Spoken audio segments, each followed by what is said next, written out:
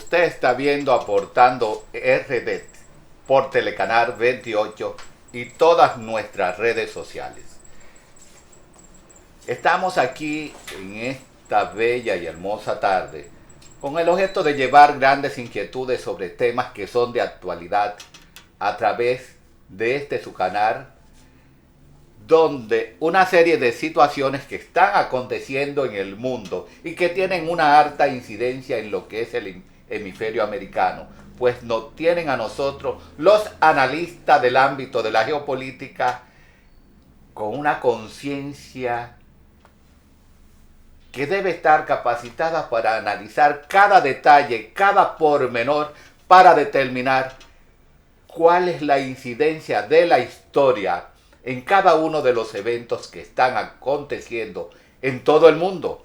Pero en esta ocasión nos vamos a referir exclusivamente a lo que es el hemisferio americano.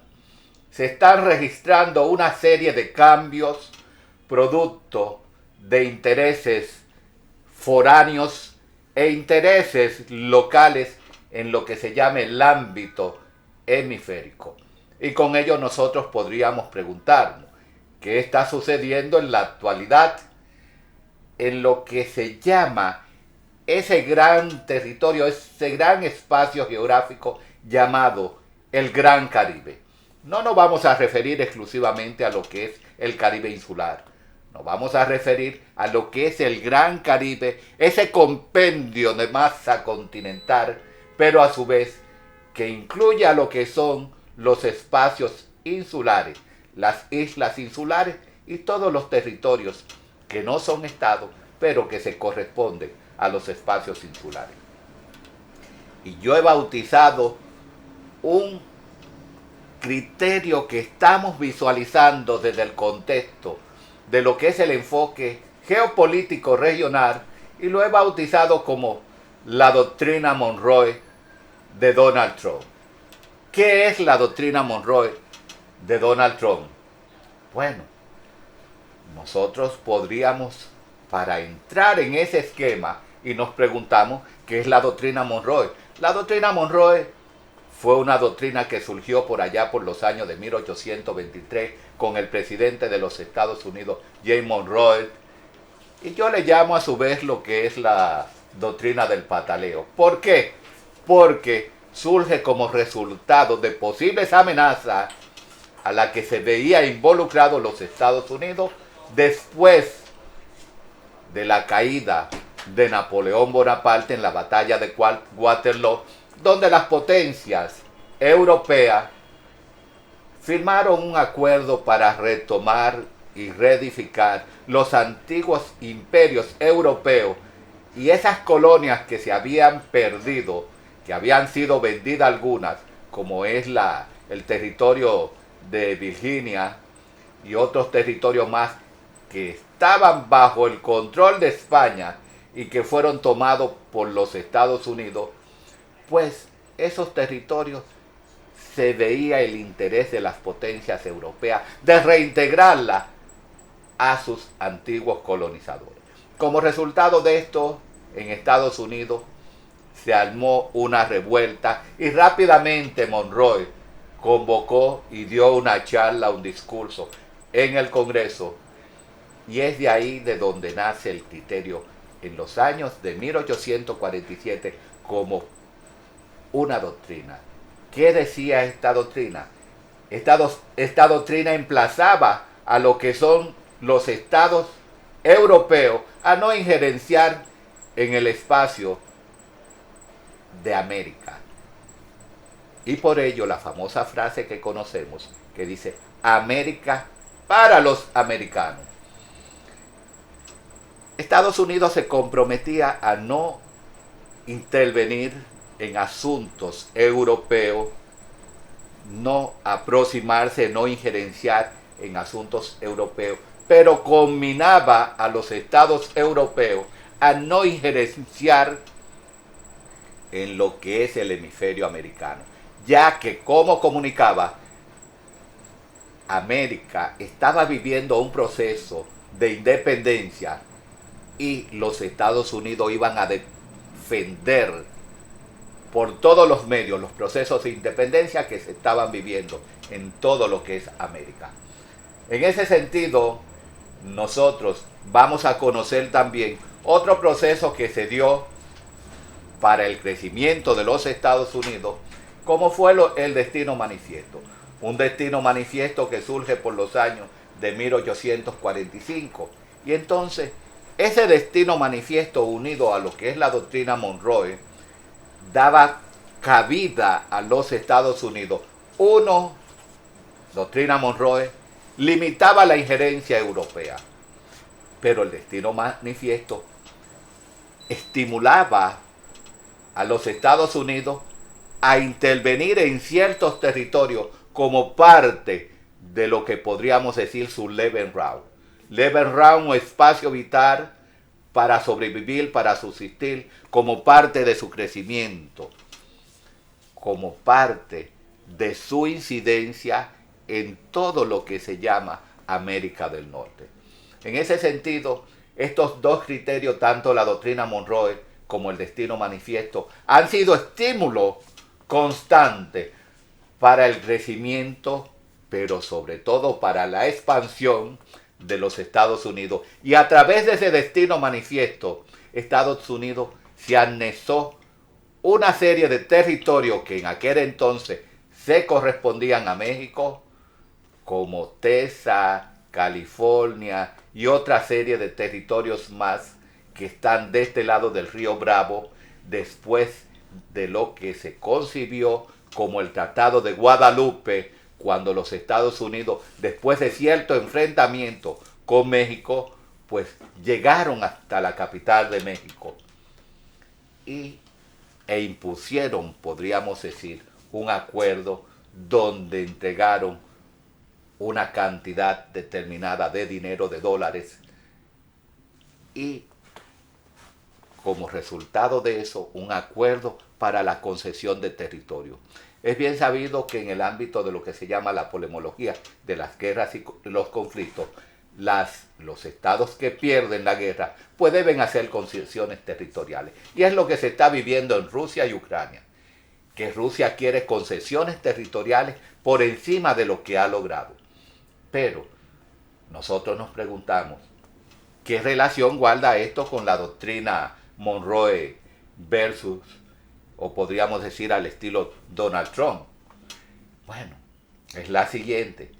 Ahora mismo en el área del Caribe se está dando una situación de que ya con el compromiso y una resolución del Congreso, el narcotráfico tiene ya un nuevo ribete, una nueva etiqueta, y es narcoterrorismo. Bajo el esquema del terrorismo, el narcotráfico se convierte en un peligro, en un riesgo, pero sobre todo en una amenaza para los Estados Unidos. Y esto lo visualizamos a través de las expresiones emitidas por el secretario de Guerra, Pete Hegseth, quien enunció en días pasados que los Estados Unidos tienen un compromiso de proteger a su gente, de defender la patria, pero sobre todo, en expresiones de Pete Hegseth, de defender nuestro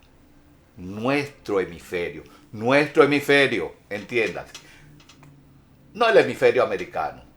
Y entonces aquí vemos una conexión donde él dice, lo vamos a liberar de los narcoterroristas y con ello estamos defendiendo y estamos protegiendo nuestro hemisferio, de nuevo repitió, porque es nuestra vecindad y debemos garantizar lo que se llama su libertad. Este comentario de Pete Hegseth como secretario de Guerra es acompañado de una serie de acciones en el Mar Caribe, donde ese gran portaavión, el más grande del mundo, el Gerald Ford, que puede contener, que puede transportar, trasladar hasta 70 naves aéreas de combate, pero a la vez anda con una escolta de unos 12 destructores En adición a eso, se encuentra un submarino nuclear. Pero también tenemos ahí en su apoyo lo que es la flota naval del Comando Sur. Es decir, hay un potencial en el ámbito de lo que es el esquema de la talasocracia para defender un posicionamiento en el Caribe. Ya el ámbito de las diferencias que puede existir entre Estados Unidos y lo que es Venezuela ha ido calando más a un aspecto que pasa de lo verbal, de lo dicho a lo hecho. Ahora, la gran interrogante que nos hacemos es la siguiente. ¿Qué se busca tras este esquema de seguridad hemisférica pronunciada por Vitkese? ¿Será esto un pronunciamiento de seguridad hemisférica? ¿Pero seguridad contra quién? ¿Contra el narcotráfico? ¿Contra el narcoterrorismo? ¿O contra las potencias foráneas externas que se han radicado en el continente? Todas las opciones son ciertas. Todas son ciertas. Porque hay quienes dicen que Estados Unidos está detrás del petróleo, de las riquezas de Venezuela. Es probable, es muy probable que ande detrás de eso, pero está metido en Venezuela con la empresa Chevron, explotando el petróleo. Está metido ahí en lo que es la Guyana, explotando el petróleo. Puede llegar a un acuerdo verbal con Maduro, que ya ha notificado que tiene interés en llegar a un acuerdo para explotar más de lo posible, al mejor precio posible, valga la redundancia, lo que es el petróleo. Entonces, esta teoría, esta hipótesis, la descartamos, que sea un asunto de petróleo. Desde nuestra óptica como analistas, nosotros podemos interpretar que es un asunto de poder, es un asunto de control, es un asunto de reorganización, es un asunto de reencauzar lo que es la doctrina Monroe como parte de una esencia de política exterior para limitar el acceso de potencias regionales foráneas a lo que es el continente. Es un mensaje que se le envía a China, a Rusia, pero también a Irán y a ciertos grupos terroristas como Hezbollah, que tienen presencia indiscutiblemente allá en lo que es Venezuela, pero están también los cubanos metidos, cuyos servicios de inteligencia pues son los que están garantizando lo que es la seguridad de Nicolás Maduro. Ahora, la gran pregunta ante el dime y direte que se está ocasionando con la presencia de estas embarcaciones, de estos destructores y los sobrevuelos sobre las costas de Venezuela de las aeronaves de alto potencial como los B-2, nos preguntamos, ¿invadirá Estados Unidos a Venezuela? No lo creemos. Esa es una de las opciones estratégicas que se pueden dar, pero es la que menos consideramos. Se pueden dar otras opciones estratégicas. Otra, llegar a un acuerdo.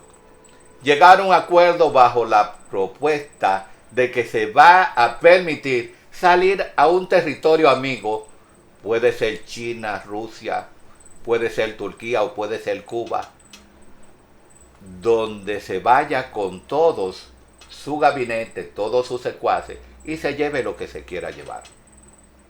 E instalar un esquema, un gobierno que no sabemos a quién se va a instalar, porque la oposición está prácticamente fragmentada, porque no creemos que Edmundo González, la oposición que no es oposición, como lo es el caso de Capriles, que no se sabe de qué lado de la orquesta está tocando, si es un aliado de Maduro o si es parte de la oposición, porque ha fragmentado la oposición. Capriles, un joven opositor que tenía un gran futuro, donde todavía María Corina Machado estaba en pañales, no pensaba salir a la luz pública, pero se ha quedado rezagado y ha perdido prácticamente la esperanza de obtener un alto liderazgo con fines de gobernanza futura en lo que es Venezuela. En ese sentido, nosotros podríamos aplaudir un acuerdo amigable y aceptable, pero no un acuerdo como se ha estado anunciando para un proceso de entrega de 2 a 3 años. No es creíble, como lo han manifestado Maduro y su gabinete, que se podría llegar a un acuerdo para entregar de una forma pacífica, preparar una entrega armónica de 2 a 3 años. Eso no es confiable. ¿Por qué? Porque si nos vamos a la historia, ya tenemos como resultado el acuerdo que se llegó a Jamaica para ocasionar un eventual proceso electoral con todas las garantías, donde participó María Corina Machado, Nicolás Maduro y otros miembros más de la oposición y del oficialismo, y se llegó y se firmó un acuerdo, pero meses después ese acuerdo fue ultrajado prácticamente y se le puso una oposición a María Corina Machado para que no pueda representar a la oposición ante un proceso electoral. Luego María Corina Machado buscó otra denominada Karina y también se le puso una oposición. Y las eventualidades de la vida prácticamente coincidieron con que este señor Edmundo González, que no iba por la oposición, sino que iba independiente, fuera elegido y fuera aprobado por lo que es el Consejo Nacional Electoral. Estas situaciones que sucedieron en Jamaica dicen que no es creíble, que no es confiable los acuerdos con Nicolás Maduro. Y por ello es muy probable que los Estados Unidos podrían aceptar un acuerdo a corto plazo, menos, muy por debajo del año, algunos 5 o 6 meses como mucho. ¿Qué está tratando de ganar Nicolás Maduro con este acuerdo, esta propuesta, que de hecho fue aprobada por Gustavo Petro? La alianza entre Petro y Maduro, por más que la quiera ocultar Petro, se le ve el refajo. No hay garantía en un acuerdo a mediano plazo, porque cuando hablamos de 3 años para un proceso y que va a querer elecciones y que va a suceder lo mismo, donde todavía no se tengan las boletas, la aprobación que nunca aparecieron, nunca la mostró y fue declarado ganador sin una revisión de las boletas electorales. Eso mismo puede suceder dentro de 2 o 3 años. En ese sentido, no entendemos que ese acuerdo no va a tomar cabida. Donald Trump no va a entrar en esa para ser engañado como fue engañado en Jamaica. Pero hay otra posibilidad, otra opción estratégica. ¿Cuál podría ser? Se está viviendo ahora mismo una guerra de palabras y una guerra de disuasión en este espacio del Caribe a través del bombardeo a las narcolanchas, pues se está viviendo un espíritu bélico y eso genera inquietudes. Genera inquietudes porque ya tenemos evidencia de que podría pasarle al Maduro lo que le pasó a este muchacho, a Noriega, en Panamá, una extracción, algo que también lo descartamos. Porque aunque la CIA esté metida en Venezuela, que no sabemos si está preparando una operación interna de extracción quirúrgica o está colocando elementos de disidencia a lo interno de lo que son las Fuerzas Armadas para fragmentarla en un momento determinado a través de un plan de acción y otro de contingencia, o generar una disidencia a nivel poblacional que no está por involucrarse en este conflicto. La oposición no está por eso. No está por eso. Porque hay algunos gobernantes que dicen, como Lula da Silva, que la decisión de la deposición de Maduro o el cambio de gobierno debe ser una consideración liderada por los venezolanos. Pero allí falta liderazgo, para no decir que faltan hombres. Tiene que ser una mujer que tome la decisión en Venezuela, a falta de hombres. ¿Dónde están los pantalones en Venezuela? Lamentablemente parece que no lo están vendiendo. Es parte de la escasez que hay en Venezuela. Entonces, tenemos una opción final que puede ser mezclada con otra, que es una operación de lanzar ataques quirúrgicos a posiciones determinadas bajo el pretexto de que son espacios del narcoterrorismo, encaminadas exclusivamente a zonas exclusivas que se le van a denominar zonas críticas o puntos de gravedad. Y con ello se va ablandando el objetivo desde el punto de vista de una operación ofensiva, pero a su vez se va enviando un mensaje drástico y contundente sobre lo que se quiere, sobre que no hay espacio para un diálogo largo y extendido, sino que es el aquí y ahora. Y entiendo que esa será la vía más razonable para poder llegar a un acuerdo con Nicolás Maduro. Porque hasta que sus adeptos, sus colegionarios no vean una acción bélica real, no van a entender que es mejor salir por las buenas que salir por las malas. ¿Que Rusia lo va a apoyar? No lo creemos, porque por ahí anda un acuerdo de 28 puntos que se han firmado supuestamente en secreto, y ese acuerdo puede estar diseñado bajo una estrategia de que yo te concedo esto para que tú me concedas aquello. Es decir, esa negociación de ese acuerdo se habla de que ni Ucrania ni Europa van a tener participación.